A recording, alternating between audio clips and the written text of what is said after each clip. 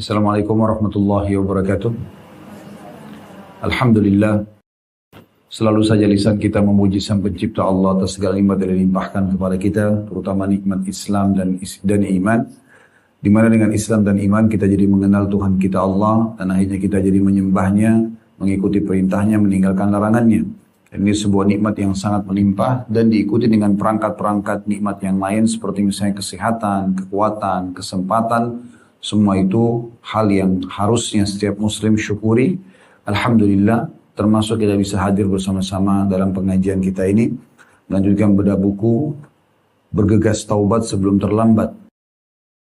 Dan juga selanjutnya kita panjatkan salawat dan taslim kepada Nabi besar Muhammad sallallahu alaihi wa ala alihi wa sahbihi wasallam, sebagaimana Allah telah memerintahkan kita untuk mengucapkan salam hormat kepadanya. Melanjutkan bedah buku kita. Dan insya Allah ini adalah pertemuan kita yang kedua. Pertemuan pertama kita sudah membahas tentang maksiat dan dampak negatifnya. Maksiat ini supaya mudah difahami adalah pelanggaran, begitu aja.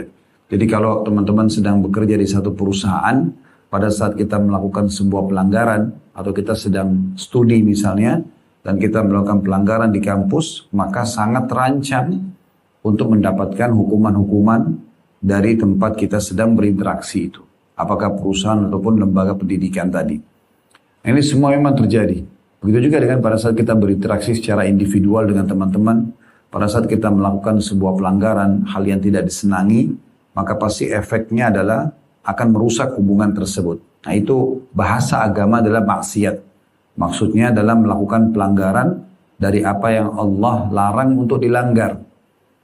Dan umumnya semua orang tahu tentang pelanggaran tersebut. Durhaka pada orang tua, menggunjing, memfitnah, memukul, mencuri, membunuh, berzina, mencuri, kemudian riba, dan segala macam hal yang mungkin dengan sangat mudah kita bisa mengakses di masa kita sekarang di media tentang dosa-dosa tersebut. Kami pun sudah membahas tentunya panjang lebar dosa-dosa besar, dan malam ini setiap hari Rabu malam masih selalu nyambung bahasannya di Blok M. Kalau tidak salah malam ini insya Allah bahasan dosa besar ke-168. Yang bisa setiap pertemuan itu bisa diikutin dan direview kembali dengan melihat di playlist YouTube kami tentunya. Nanti Bapak Ibu bisa menemukan di sana rinciannya.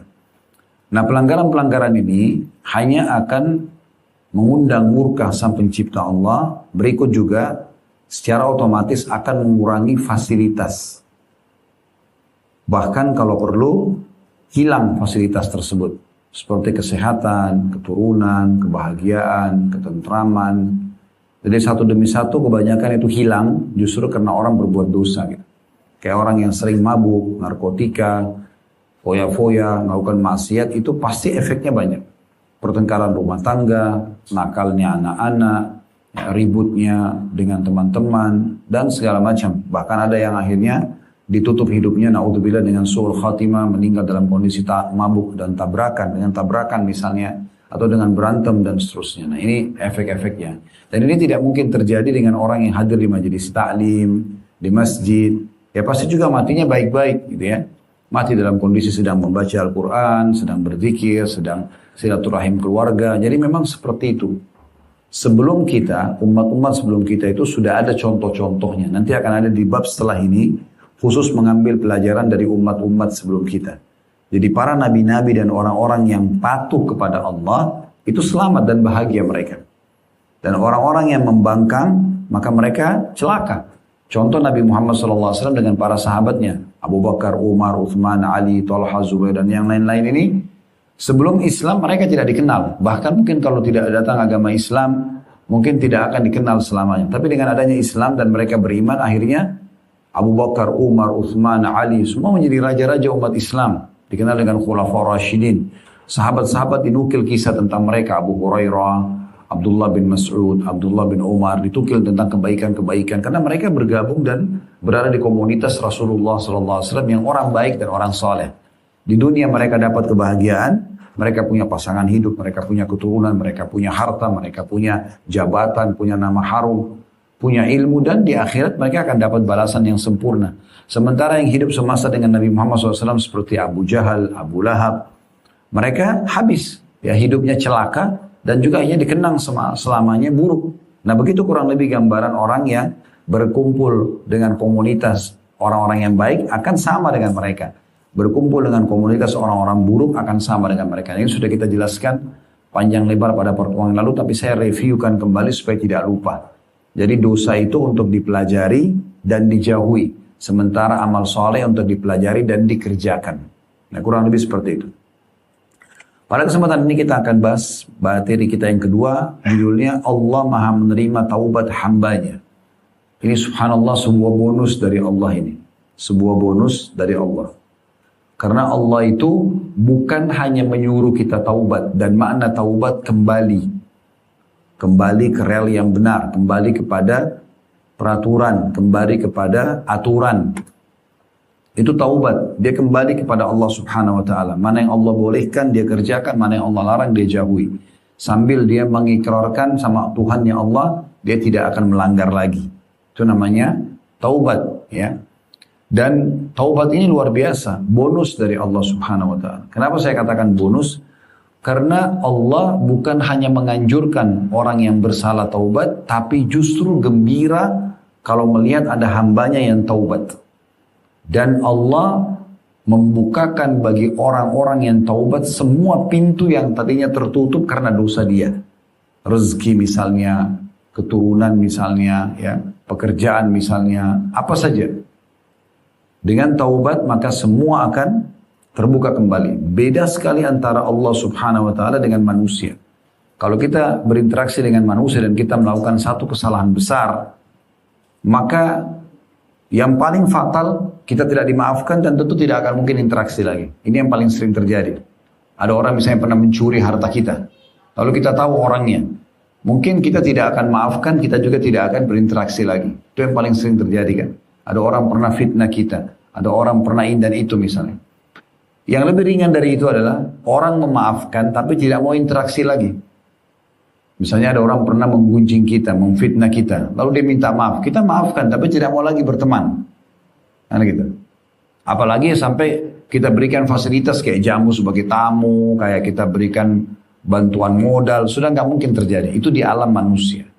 Tapi Allah subhanahu wa ta'ala berbeda. Kalau kita kembali kepadanya, kita taubat dari dosa kita, kita merenungi, kita yakini itu adalah kesalahan dan kita ungkapkan kepada Allah subhanahu wa ta'ala, saya bertobat ya Allah, astagfirullah wa atubu ilaih. Astagfirullah seperti kalau manusia itu saya minta maaf. Wa atubu ilaih, dan aku bertobat kepada, maksudnya aku berikrar tidak akan mengulanginya. Maka Allah akan menyambut hamba tersebut dengan kegembiraan yang luar biasa, dan Allah akan mengembalikan semua fasilitas yang tadinya tertahan karena dosanya. Itu luar biasanya taubat itu. Jadi sangat aneh kalau ada orang berbuat dosa tidak mau taubat kepada Allah. Sementara tidak ada solusi lain. Pastikan semua dosa yang dikerjakan itu akan mendatangkan banyak efek-efek. Sumpek, sedih, ya, yang berkepanjangan. Jadi kalau kita tiba-tiba saya rasa sumpek, tiba-tiba rasa sedih, dan tidak ada solusi dari permasalahan sedang kita hadapi, pastikan sebabnya hanya satu, dosa. Tidak ada yang lain. Dan solusinya juga hanya satu, taubat. Tidak ada yang lain. Kapan seseorang itu berbuat zina, dia mencuri, dia melakukan perbuatan apa saja, pasti dia akan sumpah dengan perbuatan itu. Selepas dia mengerjakan akan ada rasa penyesalan, ada rasa begini dan begitu, maka tidak ada solusi lain untuk menghilangkan sumpah dan sedih itu kecuali dia taubat. Kalau dia segera taubat kepada Allah SWT, wudu, sholat sunnah 2 rakaat dengan niat sholat taubat misalnya, beristighfar kepada Allah lalu dia perbaikin setelahnya, dia kembali kepada ketaatan Allah, selesai. Maka akan selesai semua dan tidak akan berlarut-larut. Yang jadi masalah banyak orang buat dosa, dia malah besoknya buat dosa lagi. Hari ini dia mabuk nih, dia pulang sumpek. Mungkin pada saat mabuk sedikit hilang permasalahannya, tapi begitu dia sadar bertambah permasalahannya. Dia hari kedua mabuk lagi, masalah baru lagi, gitu kan. Dan ini tidak akan pernah selesai, seperti pelanggaran yang menumpuk satu sama yang lain. Pelanggaran yang menumpuk satu sama yang lain gitu, ya. Nah ini perbedaan, ini di judul kita ya, Allah Maha Menerima Taubat Hambanya. Ya, Maha menerima artinya walaupun dosa itu berulang, selama kita mau kembali kepada Allah, Allah akan terima. Ya. Baik, di sini saya tulis, ya, berbeda dengan manusia, Allah subhanahu wa ta'ala memiliki sifat maha pemurah, maha pengampun. Ketika umumnya manusia tidak akan memaafkan kesalahan besar, terlebih jika itu berkaitan dengan harga diri, harta, atau semacamnya, Allah justru senang mengampuni dosa hamba-hambanya dan gembira dengan taubat mereka. Itu beda sekali antara manusia dengan Allah Subhanahu wa taala. Ya. Diriwayatkan dari Anas bin Malik radhiyallahu anhu, dalil atau bukti nyata dari wahyu Al-Quran dan Sunnah tentang Allah menerima taubat hamba-hambanya, bahkan gembira dengan taubat hambanya, gembira kalau hamba itu mau mengakui kesalahannya, kemudian dia memperbaiki ke depan. Hadits ini diantaranya. Rasulullah SAW bersabda, "Lillahi ashaddu farham bi taubati abdi hina yatubu ilaihi min ahadikum, kana ala rahilatihi bi ardi falatin, fanfalatat minhu wa alaiha ta'amuhu wa syarabuhu, فآيس منها فأتى شجرة فاتجع في ظلها قد يئس من راحلته فبين هو كذلك إذا هو بها قائمة عنده فأخذ بعظامها أو بخطامها ثم قال من شدة الفرح اللهم أنت عبدي وأنا ربك أخطأ من شدة الفرح." Terjemahannya dan hadis ini riwayat Bukhari, ada footnote di situ, Bapak Ibu bisa lihat di halaman 6, footnote kecil di bawah, HR artinya hadis riwayat ya. Bukhari di nomor 6308 dan Muslim nomor 2747. Terjemahannya kata Rasulullah SAW, sungguhnya Allah sangat gembira dengan taubat hambanya. Ini perbedaannya, kalau manusia kita minta maaf pun dia belum tentu senang. Tapi Allah justru kalau kita taubat dia senang. Allah sangat senang, sangat gembira dengan taubat hambanya ketika dia bertaubat kepadanya. Kepadanya N-nya besar, kata ganti Allah ya. Melebihi, gembiranya Allah ini melebihi, dikasih perumpamaan. Kegembiraan seseorang dari kalian yang berada di atas tunggangannya di suatu tanah yang luas dalam kurung padang pasir. Lalu tunggangan itu lari meninggalkannya. Jadi ibaratnya ada orang, dia bawa semua hartanya, bekalnya di atas tunggangannya, dia pergi ke padang pasir yang tak bertuan, tidak ada manusia, tidak ada kehidupan di sana. Kemudian tiba-tiba saja untanya yang dibawa bekal dia semua itu hilang. Ya. Kemudian di atas tunggangan itu dikatakan dalam hadis ini, dia meletakkan perbekalan makanan dan minumannya, semua hartanya makanan minum di situ. Unta itu lari, bawa pergi. Nggak ditemukan lagi. Sampai dia merasa putus asa dan mendatangi sebuah pohon lalu tidur berbaring di bawah naungannya dengan hati yang tidak ada lagi harapan terhadap tunggangannya. Jadi orang tadi yang hilang tunggangannya ini, dia pergi ke bawah sebuah pohon, dia tidur. Dalam riwayat lain dikatakan, dia berharap tidak bangun lagi, meninggal aja. Karena dia berada di padang pasir tak bertuan, semua hartanya dan makanan, minuman, pakaiannya ada di atas unta yang lari tadi. Dia nggak dapat lagi. Namun dalam hadis ini kata Nabi SAW, ketika dia dalam keadaan seperti itu, dia tidur lalu dia terbangun, tiba-tiba kendaraan atau tunggangannya tampak berdiri di sebelahnya. Maka dia segera memegang tali ikatnya lalu berkata karena sangat gembira, "Ya Allah, Engkau adalah hambaku dan aku adalah Rabbmu." Dia salah mengucapkan karena sangat gembira. Maksudnya orang ini saking gembiranya, tadinya sudah putus asa di padang pasir, kita bisa bayangkan sendirian di atas unta itu semua bekal kita, lalu kemudian kita tidur di bawah sebuah pohon, untanya lari pergi, kita nggak temukan lagi. Lalu kita berharap tidur di bawah pohon itu tidak bangun lagi, udah mati aja deh, karena percuma, nggak ada makan, nggak ada minum, nggak ada manusia di situ, tidak bertuan di padang pasir yang luas. Tiba-tiba waktu tidur, buka mata, untanya ada di sebelah. Bagaimana gembiranya dia mendapatkan kembali tunggangannya dan seluruh bekalnya tadi, sehingga dia bisa melanjutkan roda kehidupan, maka Allah lebih gembira daripada hamba tersebut dengan taubat hambanya. Ini luar biasa ini. Makanya kalau mungkin tidak asing, Bapak Ibu pernah dengar hadis tentang orang yang membunuh 99 jiwa. Dalam hadis Bukhari, dia membunuh 99 orang, bukan satu orang. Dia sudah bunuh banyak orang. Lalu dia datang kepada seorang abid. Abid ini seorang ahli ibadah. Dia mengatakan, saya telah membunuh 99 orang. Apakah Allah masih menerima taubat saya? Maka orang itu karena tidak punya ilmunya, dia cuma seorang ahli ibadah tapi nggak punya ilmu. Dia bilang, bagaimana Allah ampuni dosa kamu sementara kau sudah bunuh 99? Karena orang ini putus asa, dibunuh orang itu. Digenapkan 100, kata Nabi SAW. Korban itu orang itu jadi 100. Lalu dia keliling sampai dia ketemu sama seorang alim. Seorang yang punya ilmu agama yang benar. Lalu dia ceritakan, saya sudah membunuh 100 orang. Masih bisa nggak Allah terima taubat saya? Kata orang alim tersebut, tentu saja. Allah maha menerima taubat hambanya. Allah nggak akan melihat bagaimana besarnya dosa kita. Yang penting kita mau kembali kepadanya. Cuma memang kita rincikan. Kalau dosa itu berhubungan dengan Allah, kita taubat kepada Allah cukup. Ya. Kecuali memang harus ditunaikan. Ada yang ditunaikan seperti zakat. Dibayarlah zakat yang belum dibayar misalnya. Puasa Ramadan yang belum dipuasai gitu kan. Kalau sholat tidak dikerjakan lagi yang dulu pernah ditinggalkan secara sengaja gitu. Tapi kalau berhubungan dengan makhluk ini ada rincian. Kalau Bapak Ibu pernah berbuat dosa pada makhluk yang sifatnya merusak citranya. Seperti ghibah, ya, gosip, ya, fitnah. Itu kan merusak harga diri orang, merusak nama baik dia. Maka ini selain tobat kepada Allah, minta maaf pada orang tersebut. Ya. Kalau berhubungan dengan benda yang diambil, misalnya kita pernah mencuri barang orang, maka kita taubat kepada Allah SWT dan kita juga kembalikan barang itu kepada orang tersebut atau minta keridoannya. Kalau pernah kita sakiti secara fisik, maka taubat kepada Allah dan minta keridoan dia atau berikan dia kesempatan membalas. Namanya kisos dalam agama. Jadi dosa itu dibagi dua ya. Ada yang berhubungan dengan Allah, ada yang berhubungan dengan makhluk. Dalam sebuah hadis ini harus hati-hati ya. Karena ada orang mungkin dia tutup aurat, mungkin dia sholat, mungkin dia menjaga hubungan baik sama Allah, tapi dia rusak hubungan dengan manusia. Dia gosipin orang sana sini, dia salahin orang, cari aibnya segala macam. Dia sibuk dengan itu. Ini orang bahaya sekali nih. Ya. Kata Nabi SAW di hari kiamat nanti buku amal hamba yang semua berhubungan dengan Allah, Allah akan selesaikan. Kekurangan ibadahnya Allah masih bisa tambahkan, Allah masih bisa maafkan kekurangannya. Tapi kata Nabi SAW ada satu lembaran buku, yaitu yang berhubungan dengan makhluk yang Allah tidak akan ikut campur. Kecuali pemilik haknya memaafkan. Lalu kalau begitu untuk apa kita sibuk tiap hari dengerin gosipin orang? Gosipnya orang. Semua informasi lengkap sama dia. Pembantunya tetangganya, ya, suaminya orang, istrinya orang, semua. Bahkan orang yang dia tidak kenal.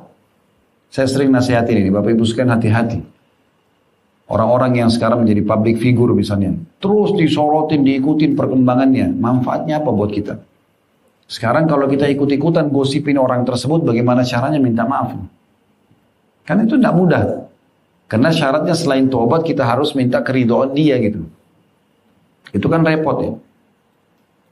Belum lagi, selain belum tentu bisa ketemu, kalau ketemu pun iya kalau dia maafkan. Ini kan jadi repot. Makanya Nabi SAW juga mengatakan dalam hadis yang lain, apakah kalian tahu siapa orang yang bangkrut sebenarnya? Kata para sahabat, ya Rasulullah, orang yang tidak ada dirham dan dinarnya, maksudnya habis duitnya, nggak ada lagi. Bisnis rugi, itu bangkrut. Kata Nabi SAW, bukan itu. Itu gampang, orang bisa kerja lagi, dapat lagi modal bisa. Tapi bangkrut sebenarnya adalah orang yang datang hari kiamat nanti, di hari kebangkitan dan hari pembalasan, dia membawa pahala sholat, pahala puasa, pahala zakat, pahala haji, lengkap semuanya.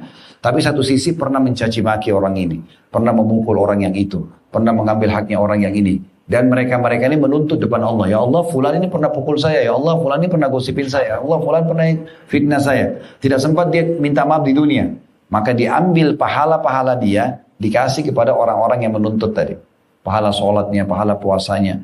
Kalau masih banyak orang yang nuntut, sementara pahala dia sudah habis, nah yang belum dapat haknya ini, akan diambil dosa-dosa mereka, ditimpahkan kepada orang ini. Jadi dia sudah sholat, sholatnya habis dinikmati oleh orang lain. Dia selama dunia, dia puasa habis diambil sama orang lain. Dia zakat, dia haji diambil semua orang lain. Plus lagi, kalau masih ada orang yang dia pernah sakiti di dunia, dia tidak sempat minta maaf dan ternyata pahala dia sudah habis untuk dibayar-bayarin. Apa yang luar biasa, Pak? Zinanya orang, bohongnya orang, ribanya orang, itu ditimpakan pada dia. Dia yang tanggung hukumannya. Ini untuk apa? Hanya karena nafsu kuping kita saja dengerin gosip orang, kan tidak ada manfaatnya. Gitu kan? Ada orang begitu bangun tidur, pertanyaan pertama ke teman-temannya di grup, sudah tahu belum? Gosip duluan. Informasi tentang pembantu orang, tentang mobil orang, tentang baju orang, tentang ini. Tidak ada manfaatnya. Makanya Nabi SAW berikan kita kaidah sederhana sebagai seorang muslim dan muslimah. Min husni islamil mar tarkuhu ma la ya'ni. Termasuk kesempurnaan keislaman seseorang adalah meninggalkan apa yang tidak berguna bagi dia. Jadi sebelum kita melakukan satu perbuatan, tanya, bermanfaat nggak buat saya? Kalau enggak, jangan. Ini bermanfaat maksudnya secara ukhrawiyah ya, secara akhirat, bermanfaat nggak buat saya? Kalau kita duduk sama orang, nanyain kabar, berikan informasi yang baik, mungkin. Tapi kalau sudah melakukan dosa itu nggak boleh. Ada satu kisah unik terjadi di salah satu salafus saleh dulu. Teman-temannya duduk sama dia di satu meja, satu majelis gitu, kemudian semua pada gosipin orang. Tiba-tiba dia berdiri, ini mohon maaf, begitu memang ceritanya. Dia berdiri, kemudian ini laki-laki sama laki-laki semua ya. Dia membuka sebagian bajunya, terus dia tarik bulu ketiaknya. Ini kisah nyata. Dicopotin sama dia, terus ditaruh di atas meja. Orang semua teman-temannya bingung. Apa kau lakukan, hai fulan? Aib benar nih, saya memalukan benar. Ngapain gitu buka baju, cabut bulu ketiak, taruh di atas meja. Terus dia sambil senyum, dia ingin berikan pelajaran pada teman-temannya. Dia mengatakan, apakah kalian menganggap perbuatanku ini aib, memalukan dan memilukan ini? Karena cabut bulu ketiak, taruh di atas meja. Mereka bilang, tentu saja. Kita kan lagi ngobrol. Kok begini dibuatnya gitu? Maka dia mengatakan, sungguh aneh sikap kalian. Kalian ya, menganggap perbuatanku ini yang merupakan sunnah Rasulullah. Kan mencabut bulu ketiak sunnah Nabi kan itu. Ini aib, sementara kalian melanggar Rasulullah, gosipin orang tidak dianggap dosa. Dia sebenarnya bukan tujuannya untuk menunjukkan bulu ketiaknya, bukan. Tapi dia ingin menunjukkan, ini yang saya lakukan yang kalian anggap memilukan. Sebenarnya kalian memilukan, karena ini nanti akan menjadi hukuman buat kalian. Ya. Ingat teman-teman sekalian, apa yang kita buat hari ini, maka akan jadi hasil di hari esok. Hari ini kita gosipin orang, besok kita digosipin juga. Hari ini kita fitnah, besok kita difitnah. Hari ini kita pukul, besok kita dipukul. Hari ini kita bersedekah, memaafkan, kita senyum, besok juga begitu. Hari ini kita jenguk orang sakit, besok kita sakit dijenguk. Hari ini kita datang takziah orang meninggal, kita kalau meninggal juga ditakziah, memang begitu. Jadi sudah seperti itu sistemnya. Orang berbuat satu perbuatan itu akan menjadi ciri khas nanti dia dan menjadi juga tumpuhan balasannya. Jadi harus hati-hati. Saya juga mengajak teman-teman sekalian di saat kita taubat nasuha, taubat ini taubat nasuha, taubat yang tulus kepada Allah Subhanahu wa taala, dan pada saat taubat dan kembali ke jalan Allah itu jangan setengah-setengah. Jangan dipilah-pilah gitu. Karena banyak orang hijrah tapi setengah-setengah. Dia nggak maksimal. Kenapa? Apa yang ditunggu gitu? Sementara kalau kita menggabungkan antara amal soleh sama dosa, nanti amal solehnya akan kurang nilainya, kurang kehusyuannya, gitu kan? Dan juga kenikmatannya itu hilang. Saya sudah pernah kasih contoh di bab yang lalu, tapi saya ingatkan kembali. Kalau orang misalnya sudah membaca tentang sholat, dia tahu itu rukun Islam, dia tahu kewajiban muslim dan muslimah, dia pelajari rukunnya, dia pelajari syarat-syaratnya, dia pelajari tata cara dan bacaannya, lalu dia praktekin. Dan dia cintai itu, dia ingin sholat. Bagi teman-teman sini yang sudah rutin sholat, dan dia tanamkan dalamnya begitu azan saya harus sholat. Maka itu akan muncul kenikmatannya sholat itu kan. Nah, lawannya, maksiatnya adalah meninggalkan sholat. Orang yang menikmati sholat ini akan nikmat di sini dan akan hilang kenikmatan lawannya. Lawannya kan meninggalkan sholat. Dia akan heran kalau orang tinggalin sholat. Kenapa kamu gak sholat, sayang banget. Nah itu muncul. Kenapa? Karena dia sudah nikmati pahalanya gitu. Perbuatan baiknya. Nah begitu ya.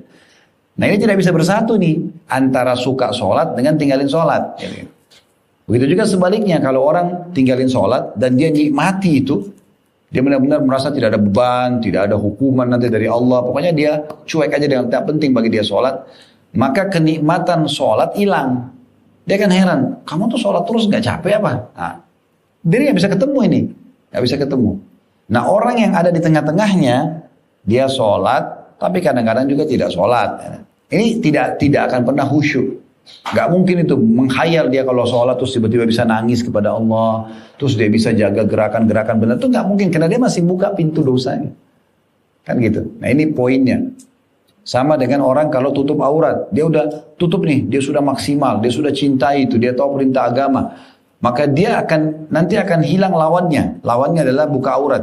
Dia akan heran, kenapa orang itu tidak tutup auratnya, sayanglah dan seterusnya.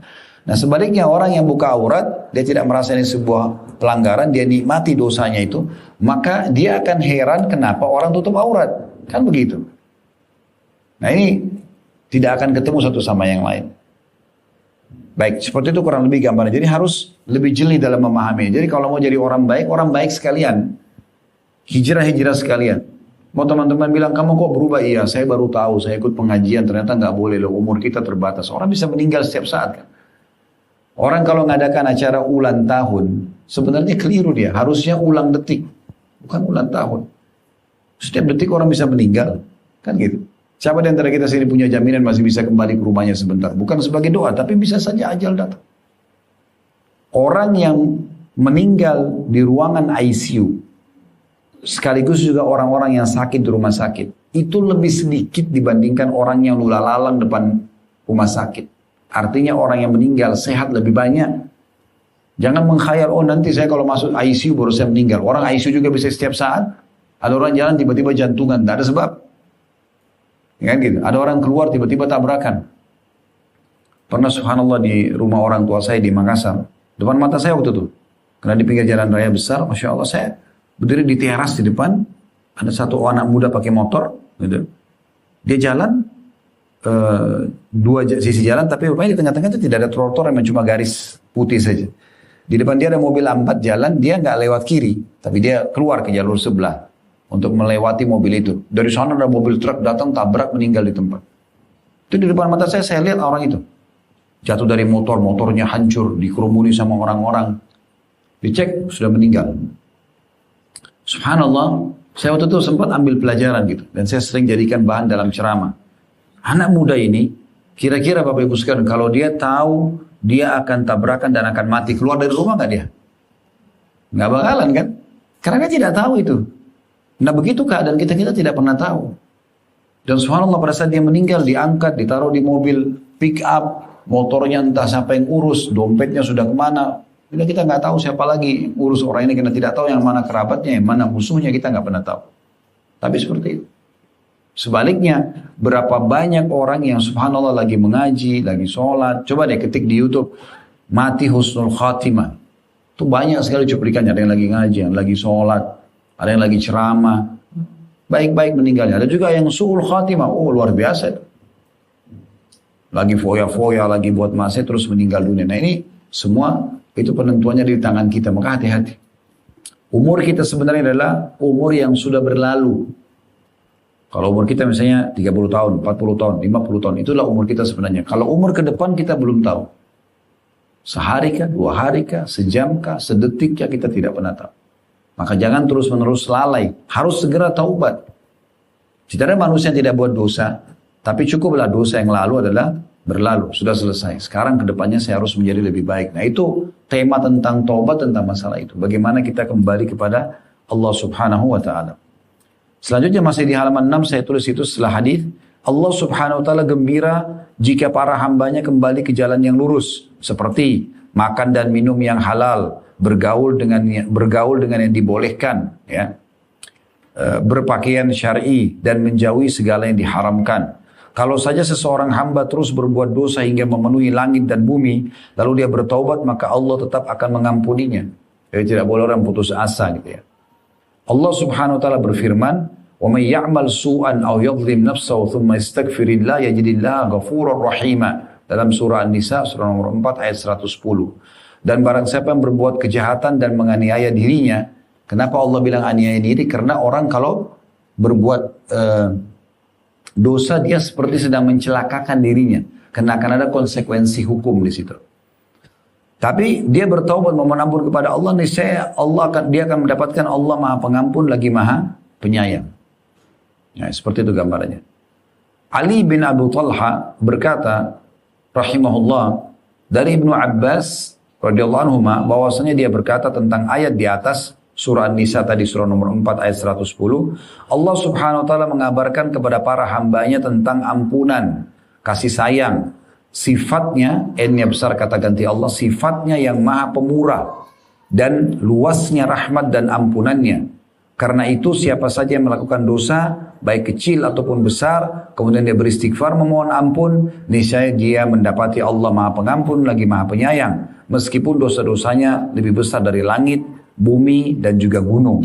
Ini perkataan Ibnu Abbas, ya. Ada footnote di situ sudah kita jelaskan diambil dari tafsir Quranul Azim yang ditulis oleh Ibnu Katsir rahimahullah. Teman-teman kalau mau tahu dirinya, saya baik atau tidak, saya ini penghuni surga atau penghuni neraka, coba sederhana begini praktiknya. Coba bayangkan kalau kita meninggal saat ini, ajal datang. Kira-kira perkataan orang di sekitar kita baik atau buruk? Kalau orang bilang, oh si fulana, oh si fulan itu baik itu. Selalu sholat, tutup aurat, orangnya baik, silaturahim keluarga. Berarti itu kita orang baik. Orang kita kan itu. Atau kalau orang mengatakan, oh si fulan, oh syukur dia mati tuh. Karena orangnya suka gosip, orangnya suka begitu dan begitu. Berarti kan buruk. Itu penting. Harus kita introspeksi diri. Jangan terus-menerus dalam kelalaian. Ya. Harus segera kembali kepada Allah Subhanahu wa taala. Ingat, kita diciptakan Bapak Ibu sekalian di muka bumi ini. Saya dan Anda semua ada di sini, tujuannya hanya satu, untuk mengabdi dan beribadah kepada Allah. Tidak ada tujuan lain. Kembali kepada surah Az-Zariyat, surah nomor 51 ayat 56, ya.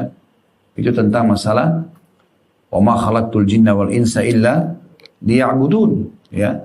Allah SWT mengatakan, dan aku tidak ciptakan jin dan manusia kecuali untuk mengabdi dan beribadah kepadaku, ya. Itu di surah Az-Zariyat 51 ayat 56. Jadi kalau ada yang bertanya kepada saya, Ustaz, apakah saya hidup di bumi ini memang untuk sholat?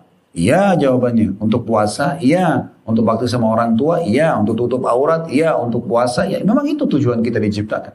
Nggak ada tujuan lain. Kalau dosa-dosa semua tidak ada anjurannya di situ. Bayangkan Bapak Ibu sekalian kalau seandainya ada perintah dan ada larangan, perintah dapat pahala, larangan dapat hukuman. Tapi tidak dibuka, tidak diberikan oleh Allah pintu taubat. Itu berat banget tuh. Berat sekali. Ya.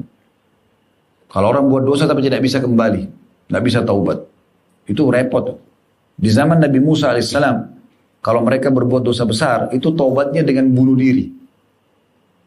Dalam surah Al-Baqarah digambarkan. Kita alhamdulillah dengan Imam Nawawi mengatakan taubat itu dengan 3 syarat. Meninggalkan dosa itu seketika. Lagi zina berhenti, lagi riba berhenti, lagi bohong berhenti. Yang kedua menyesali. Yang ketiga janji sama Allah tidak akan mengulangi. Maka diterima taubatnya. Dan seperti kita buka lembaran baru setelah itu. Kata Nabi Muhammad SAW dalam hadis, At-ta'ibu minadz-dzambi kaman la dzamba lahu. Orang yang taubat dari satu perbuatan dosa seperti orang yang tidak ada dosanya lagi. Bersih. Seperti orang yang baru memulai hidupnya. Makanya semua fasilitasnya Allah kembalikan. Allah kembalikan. Pernah ada 3 orang datang kepada Imam Hasan Basri rahimahullah. Ini Hasan Basri ulama tabi'in. Orang kalau sudah merasa imannya lemah, ya agak jauh dari Allah, selalu datang ke Hasan Basri karena bicaranya kuburan, surga, neraka. Banyak bicara tentang sekitar situ dan mengembalikan orang kepada jalan Allah SWT supaya taubat dan sebagainya. Intinya ada 3 orang datang. Ini kebetulan secara bersamaan datangnya di majelis beliau. Yang satu datang dan mengatakan, saya ini sudah lama kena penyakit. Tapi gak pernah sembuh penyakit itu. Saya udah berobat sana sini, gak pernah sembuh. Apa saran Anda? Kata Hasan Basri, perbanyak istighfar. Bukan istighfar ya, perbanyak. Terus ulangin. Lagi jalan, lagi duduk, lagi baring, terus mohon ampun kepada Allah. Orang itu pulang. Orang yang kedua bilang, saya sudah lama bekerja, tapi nggak pernah kaya-kaya seperti fulan, ditunjuk orang kaya di kota Basra, di Irak pada saat itu. Apa saran Anda? Dia sudah bekerja keras, tapi tidak pernah kaya-kaya. Kata Hasan Basri, perbanyak istighfar. Yang ketiga bilang, saya udah lama menikah. Dia datang sama istrinya kebetulan, tapi nggak dikaruniai anak. Kami sudah ikhtiar sana sini, tapi belum dapat solusinya. Lalu kata mereka, apa saran Anda? Kata Hasan Basri, perbanyak istighfar. Orang ini pulang, dia amalkan. Intinya orang-orang di sekitarnya bertanya, wahai imam itu kalau kita kiai sekarang atau ustadz, kenapa Anda menyuruh mereka istighfar saja? Mungkin yang satu tadi butuh tabib, yang satu butuh modal, gitu-gitulah ya. Yang tadi kan yang satu tuh ya sakit, sudah lama nggak sembuh-sembuh kan. Yang sudah menikah juga lama, tidak punya anak. Terus yang satu lagi, yang ketiga tadi itu, yang kedua tadi itu adalah orang yang, kalau yang pertama sama yang ketiga tadi kan orang yang butuh tabib gitu kan. Yang kedua itu kan orang bekerja tapi tidak pernah kaya, butuh modal mungkin gitu kan. Maka kata Hasan Basri rahimahullah, tidakkah kalian membaca surah Nuh ayat 10 sampai ayat 12 Allah Subhanahu wa taala berfirman, "Wa qul istaghfiru rabbakum innahu kana ghaffara." Dan Nuh berkata kepada kaumnya, beristighfar kalian kepada Tuhan kalian karena Dia Maha Pengampun. Manfaatnya, yursilis sama 'alaikum midrara. Dia akan turunkan air dari langit, rezeki dari langit ya. Wa yumditkum bi amwalin wa banin, dan akan memberikan kalian banyak sekali harta dan juga keturunan. Jadi memang istighfar manfaatnya itu. Ya. Surah Nuh ayat 10 sampai ayat 12 gitu. Kemudian juga firman Allah Subhanahu wa taala selanjutnya dalam surah An-Nisa, masih surah yang sama tapi beda ayat. Ini surah nomor 4 ayat 17. Bunyinya, "Innamat taubatu 'ala Allahi lil ladzina ya'maluna as-su'a bi jahalatin tsumma yatubuna min qaribin fa ulaika yatubu Allahu 'alaihim wa kana Allahu 'aliman hakima." Sesungguhnya bertaubat kepada Allah itu hanya pantas bagi mereka yang melakukan kejahatan karena tidak mengerti. Kemudian segera bertaubat. Taubat mereka itulah yang diterima Allah. Allah Maha mengetahui dan Maha bijaksana. Makna di sini tidak mengetahui, yang paling kuat dari pendapat ulama adalah orang yang pada saat melakukan dosa sedang lalai. Itu yang dimaksud. Jadi walaupun dia tahu hukumnya, tapi ternyata dia terjerumus. Kemudian dia kembali kepada Allah segera, maka di saat itu Allah terima taubatnya. Ya. Subhanallah, pada saat kita ingin melakukan perbuatan dosa, Allah datangkan sinyal-sinyalnya supaya kita tidak terjerumus. Coba orang yang mau membunuh, orang yang mau mencuri, orang yang mau berzina, orang yang mau buat pelanggaran-pelanggaran itu, pasti dimulai dengan rasa takut, khawatir dia. Takut ketahuan, takut ketangkap, takut ini dan itu. Itu berarti sudah sinyal dari Allah SWT untuk berhenti. Gitu. Kalau tetap melakukan, Allah datangkan sinyal yang lebih besar.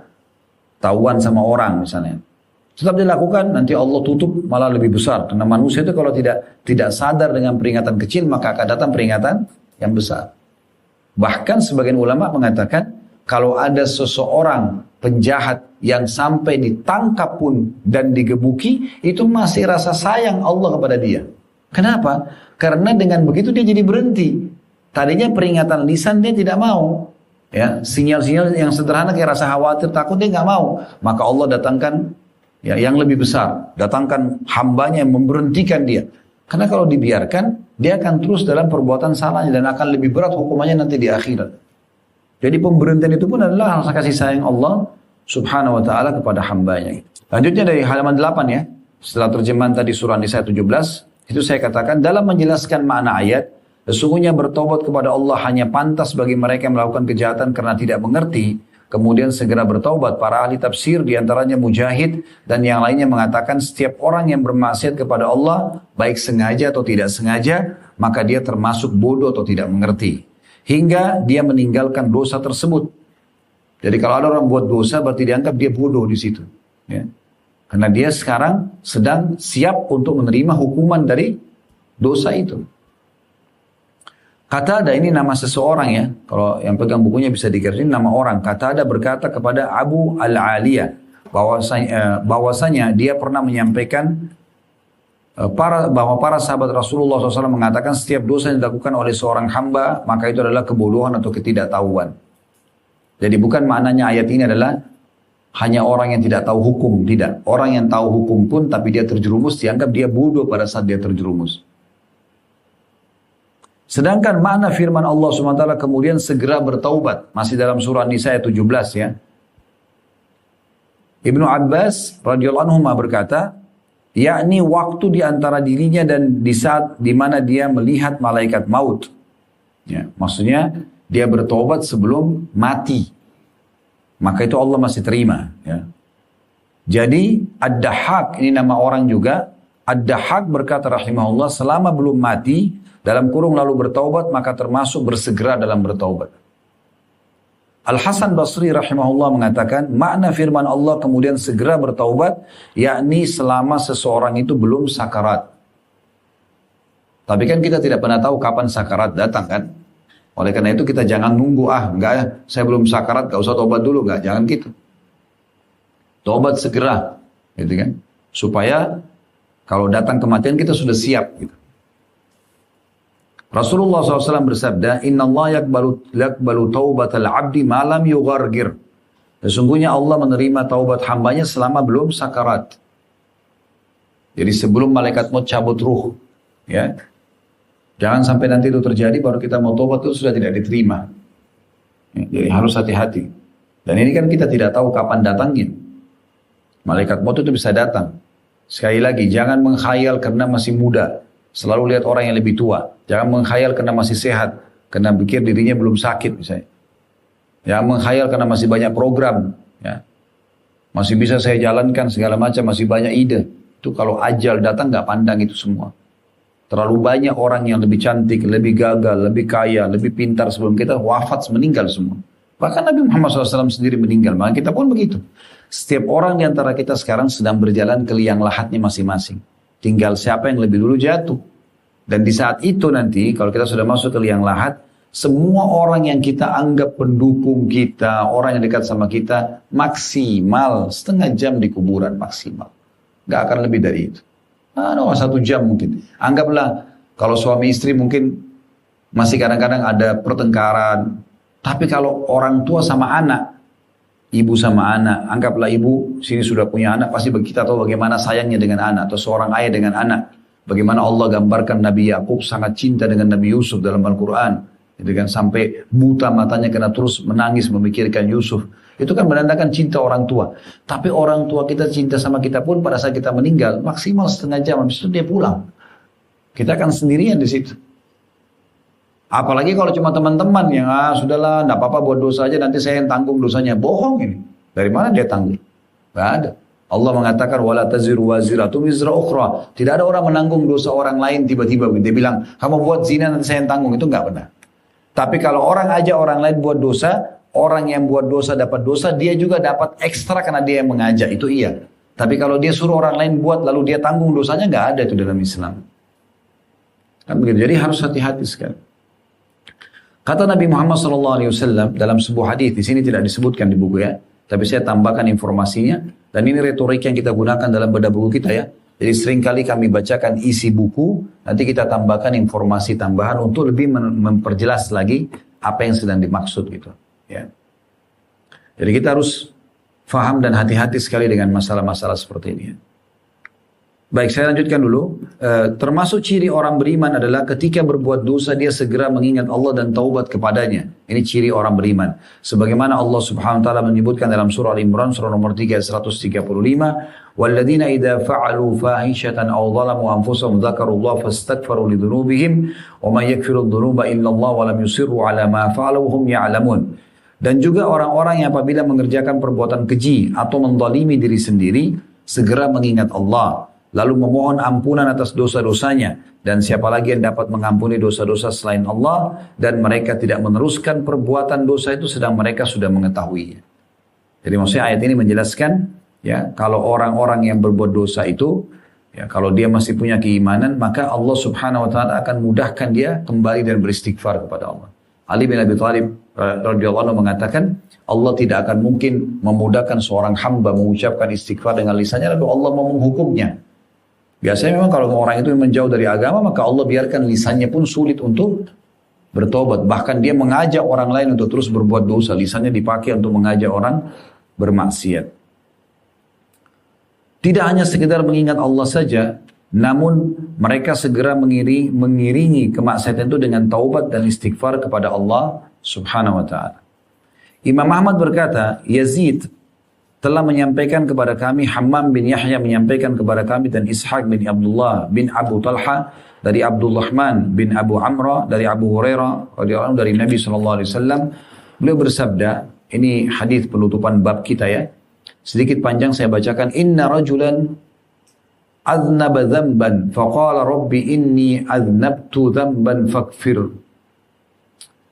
Faqala Allah azza wa jalla abdi amila dhanban فعلم أن له ربا يغفر الذنب ويأخذ به قد غفرت لعبدي ثم عمل ذنبا آخر فقال ربي إني عملت ذنبا فاغفر فقال تبارك وتعالى علم عبدي أن له ربا يغفر الذنب ويأخذ به قد غفرت لعبدي ثم عمل ذنبا آخر فقال ربي إني عملت ذنبا فاغفر لي فقال عز وجل علم عبدي أن له ربا يغفر الذنب ويأخذ به qad ghafartu li 'abdi thumma 'amila dhanban akhar faqala rabbi inni 'amiltu dhanban faghfir faqala azza wa jalla 'abdi 'alima anna law rabban yakfiru dhanba wa ya'khudhu bihi ushhidukum anni qad ghafartu li 'abdi faly'amal ma syaa."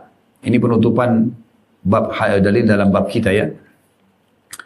Yaitu hadis ini diriwayatkan oleh Ibnu Hibban. Ya, ada footnote di situ di halaman 11 di nomor 622 dan dinilai sahih oleh Syekh Albani. Terjemahannya, kata Nabi SAW, sungguh ada seorang laki-laki yang berbuat dosa lalu dia berkata, dia ada seorang buat dosa, setelah dia buat dosa dia mengatakan, wahai Rabbku, wahai penciptaku, dia panggil Allah, aku telah berbuat dosa maka ampunilah.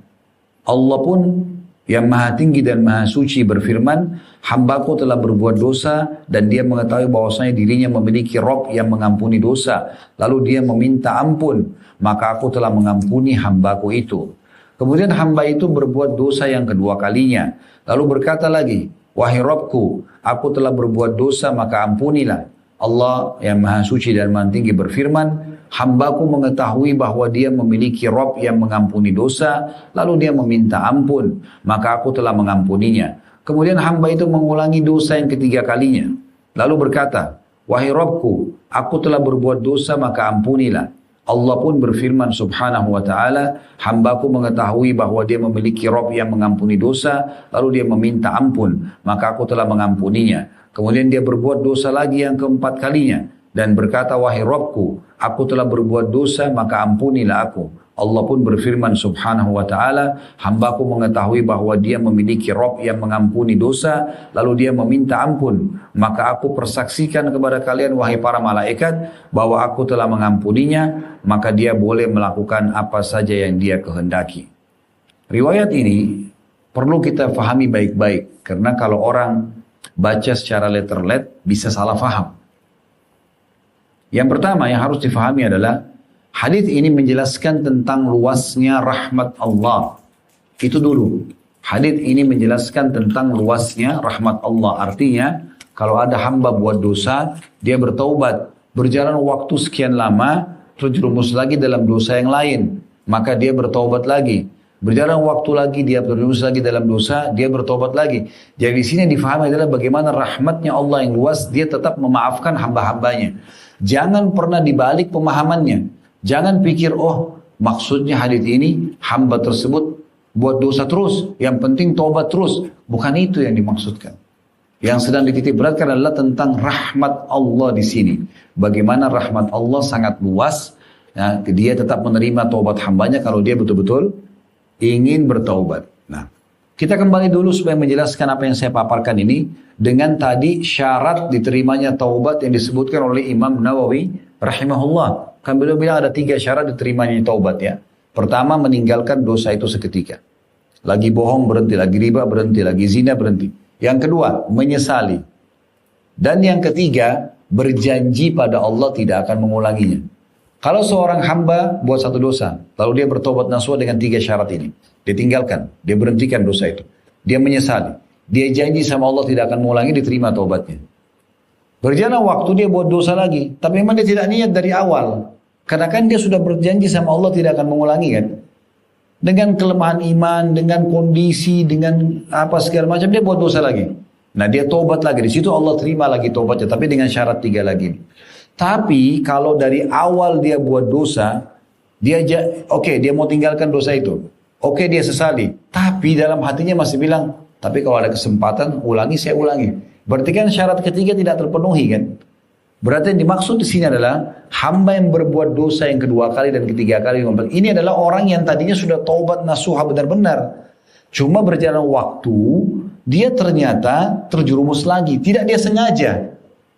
Bukan orang yang dari awal sudah programin, kayak tadi saya bilang dianggap dibalik pemahaman hadis ini. Oh, buat dosa aja yang penting tobat, buat dosa yang tobat. Ini kan berarti dia dari awal tidak niat taubat yang sebenarnya.